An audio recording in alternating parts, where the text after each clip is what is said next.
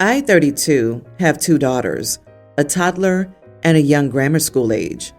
Both my husband and I have very lucrative degrees, so we've been able to cut down hours to focus on being a family and still make a good living.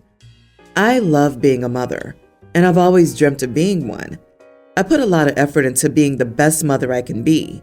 People tend to compliment me on aspects of my parenting or how independent and responsible my older child is.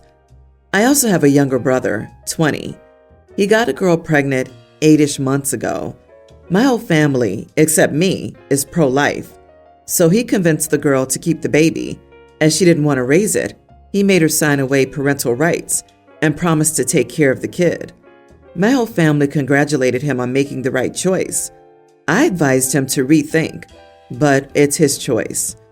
A couple of weeks ago, at a family function, we announced we planned on trying for our third kid soon, and we'll probably stop there as we only want 3 kids. My brother later called me and asked me to talk about something and if he could drop by my house because he wanted to discuss something. I agreed. Today he showed up with my parents, and between the 3 of them, told me they got this great idea about how I should take my brother's kid. They explained it as if they were doing me a favor because they knew I wanted a third kid and I could just take him in without going through a third pregnancy. They also explained how my brother wanted to finish his degree and couldn't do that while raising a kid, so this was the best alternative for both of us. I told them I didn't know and needed more time to think about it, but that I didn't feel comfortable in my position because raising a kid is not something to be taken lightly. They were disappointed in my answer, and after they left, the 3 of them separately sent me a wall of text telling me to make the right choice and to not deny love to a kid just because I was being selfish. I don't feel comfortable raising my brother's kid, but I can't explain a non-selfish reason why I don't want to. I like having biological kids. I feel one of our kids, being my brother's kid, would add such a complex family dynamic I don't feel ready to face. Somehow I just don't feel it's fair. It's so easy to get all the pats on the back for saving a kid's life when you will not be the one to take responsibility in the end. I'm helping perpetuate a family dynamic I feel has been going on for ages. When I told my husband, he told me they were absolutely mental and should respect my reasons for not wanting to do something like this. But I still feel guilty because I can't take care of the kid, and if I don't step up, I don't know what the fate of that kid will be. Am I the idiot? Not the idiot. Your brother convinced a girl to keep the baby and then give up parental rights because what? Was he expecting his family to care for it? No. It would be wise to sit down and explain to him that you're not going to raise a child that he and his parents decided was better off with one parent, as that was the road that they were going down before they knew you wanted a third child. Yep, the whole you want a third child, so you might as well take this one is nuts. Why is your brother treated like he's so fragile and incapable? He chose to have a kid, and he could take care of it. Many single parents have gone to university and finished their degrees. He can suck it up and do what needs to be done. If he was too dumb to realize that having a child at 20 will come with many sacrifices and hardships, that's his personal problem. He made his bed. Also, since the brother would still be in their child's life and OP would babysit the child, wouldn't it be so confusing? Like, who would they call dad? This is a crap show waiting to happen. I 100% agree, given the thoughtfulness I'm seeing in your brother and parents' behavior. I'm going to give it high odds that in 10 or 13 or however many years, bro decides he wants to be a dad again, and he and OP's parents get mad again when OP doesn't immediately sign custody over this child. OP, your family are the stereotypical myopic hypocrites, pro-birth, not pro-raising and taking care of kids. Let's say you do take in this child. What is stopping him from continuing to procreate and dumping more babies on your doorstep? It is extremely unfortunate for the child in question. However, he created this situation and should make the sacrifices parents must make when they have a child so young. He doesn't get a free pass. And the fact your family is encouraging it is wild. Why don't your parents adopt this child, since they're so pro-life? Oh, wait, it's because they too don't want the responsibility for the child either. My paternal grandmother, who passed away, made me a sweater that I love, but my mom hates it, to the point where she forbade me from wearing it outside of the house. It's a brown, blue, and white sweater that is uniquely designed and is something that not everyone would have a taste for. But every time I wear the sweater, I can almost feel the warmth of my grandma, and it also slightly smelled like her. When I returned home from a friend's house, I had discovered my missing sweater. When I asked her about it, my mom said I must have just misplaced it. My mom is an active member of the church, and the church that we go to has an outreach program where food, lightly used and new clothes, and other necessities are donated to people in need. Fast forward a week or so, I go to school, and this girl who's known as the quiet kid was wearing my sweater in the cafeteria, so I naturally go up to her and confront her. I'll be honest, I'm quite popular at my school and confronted her with two of my friends who are also pretty well liked at our school. So I likely did come off as intimidating, especially to someone who's usually very quiet and keeps to themselves. When I confronted her, I said that I liked her sweater and asked her where she got it, to which she mumbled something under her breath that I couldn't understand. So I asked again, and she said it was donated. I asked her where, and she reluctantly said the church, and I instantly knew then what my mother had done. I told her that the sweater was mine and that it was stolen from me, and that the right thing for her to do was return it to me. She didn't want to at first because it was chilly outside, but ended up complying after I offered to get her a new sweater by the end of the day. I skipped class to do so and got her more than just a sweater. When I returned home, I was wearing my sweater, which my mom was unhappy to see. She asked me how I got my sweater back, and I explained to her that I saw somebody wearing it at school and asked them to return my sweater. She looked shocked and angry and told me that she couldn't believe that I was so obsessed with that hideous thing that I'd even take it from somebody in need whom she donated it to. I told her that I couldn't believe she'd give away something that she sees as pure trash to somebody in need and still call it charity. She told me to shut up and called me ungrateful. I replied that she had no right to steal and donate my personal belongings. She said since I was living under her roof, she could do whatever she wanted to my belongings, and told me she would be reducing my allowance until I decided to part ways with the sweater. I don't know if I was an idiot in this situation, but I will certainly give back the sweater, even though it saddens me to see it go. Oh man, you are the idiot. That girl is struggling with being able to get clothes, so you confronted her in a gang publicly at school?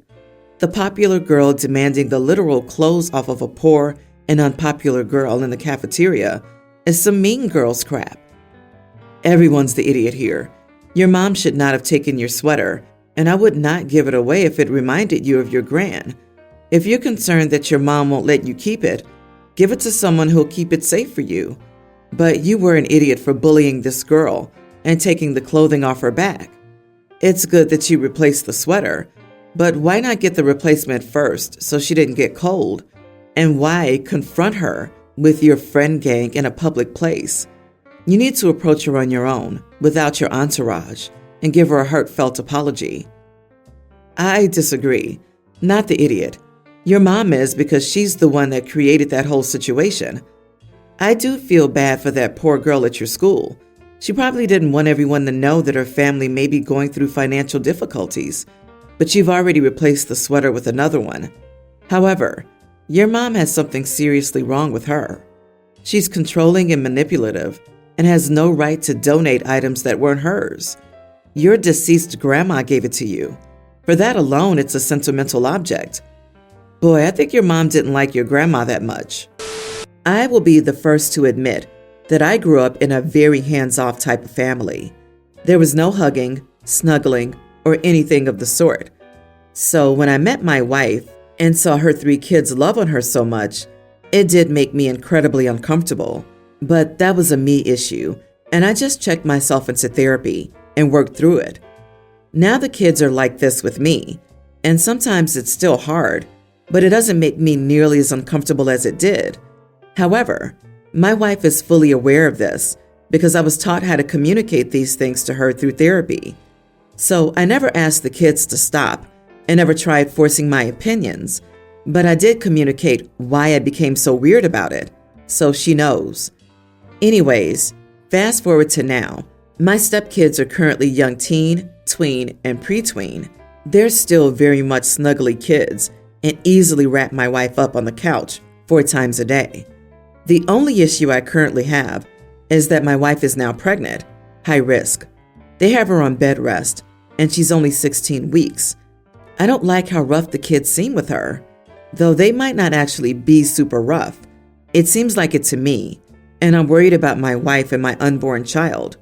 My youngest stepson will still lay on his mother's chest. Granted, he's also a small kid with some ailments, ASD and ODD. I don't want him lying on his mother's chest.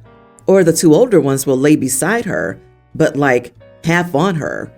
I don't want them doing this either, because their legs and half of their torso is on top of their mother's stomach. And again, she's high risk. I don't want them unintentionally hurting her. So whenever I see it now, I either tell them to stop or constantly remind them to be careful of their mother's stomach. My wife flipped yesterday.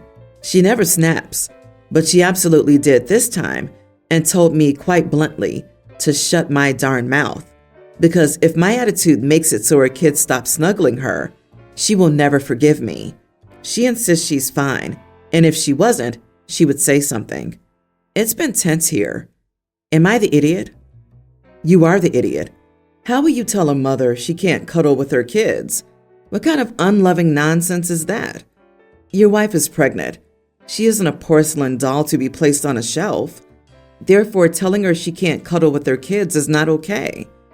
Dude, I get that you're stressed about your wife's pregnancy, but nobody ever had a pregnancy loss from their kids curling up next to them on the sofa. Nothing you've described here sounds rough in the slightest.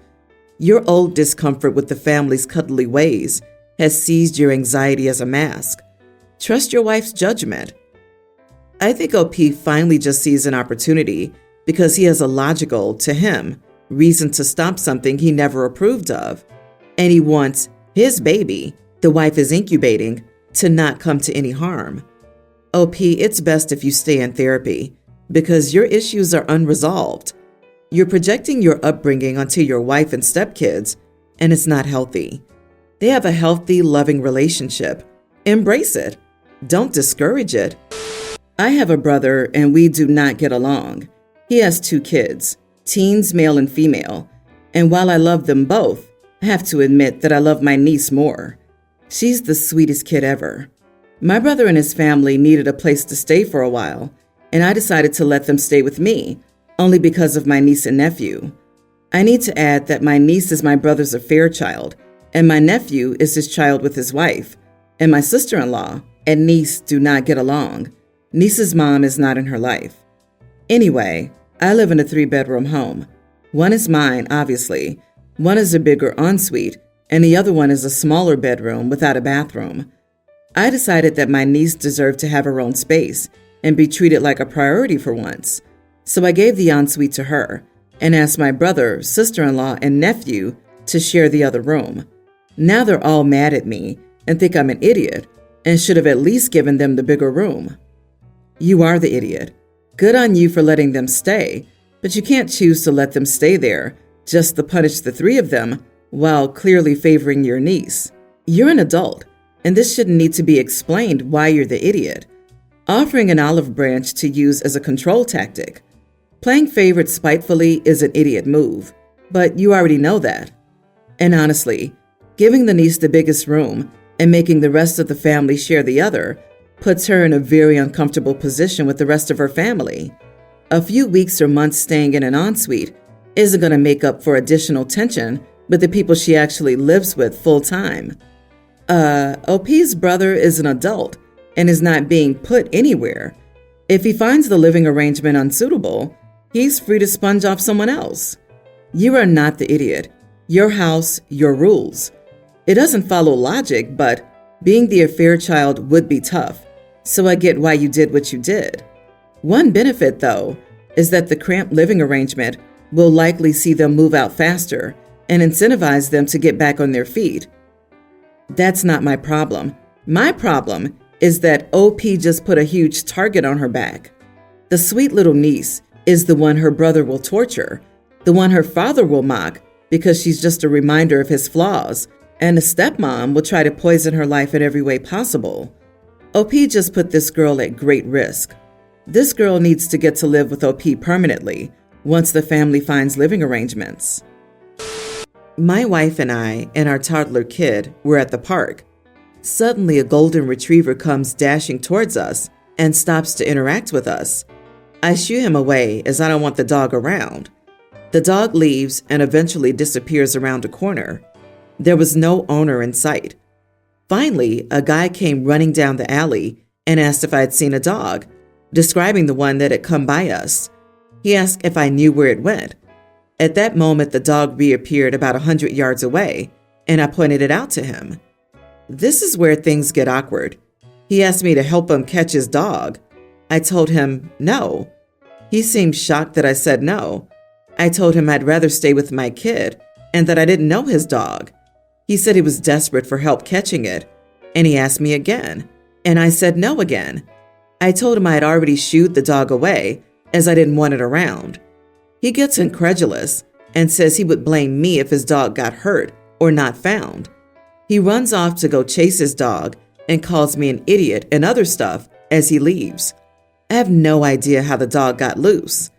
Am I the idiot for not helping a guy catch his dog? Not the idiot. You're not obligated to abandon your child to help him catch his dog. If the dog doesn't return to the owner, it won't listen to you either. It also wouldn't be your fault if the dog gets hit by a car. If anyone is to blame, it's actually more the owner's fault for not having his dog trained for recall. Agreed completely. Also, as OP said, he doesn't know this person's dog. Is he okay with being grabbed by strangers? Will he bite if he feels cornered? I've been in this position where someone's chasing their dog, and I do not help stop it for those reasons alone. I'm not about to risk injury when the owner can't get control over their dog. You are the idiot. Sure, you're not under any obligation to help him, but you also demonstrated zero kindness or generosity toward another human being. So I'm not going to tell you you're a good guy. Also, if your child wandered off at the park and you asked someone to help you find them, and they said, "I saw a kid wander off by themselves, but I don't like kids," and then refused to help, I think you would know that you'd be an idiot. The dog probably got loose, and the guy was clearly distressed. Next time, be a good human. Your wife was there to stay with your child. Be a good owner and train your dog, LOL. It's hilarious how you think comparing a child and a dog is the same thing. A child cannot hurt you. This is a dog that OP doesn't know, an animal. OP has no idea how well trained this dog is, or if it could harm them or their small child. For all we know, the dog could be aggressive or reactive. The fact that the dog clearly ignores their owner's commands would be enough for me to not want to interact with them. Lastly, a child could be easily communicated to. Where are your parents? As much as some people would like to think so, dogs are not human children.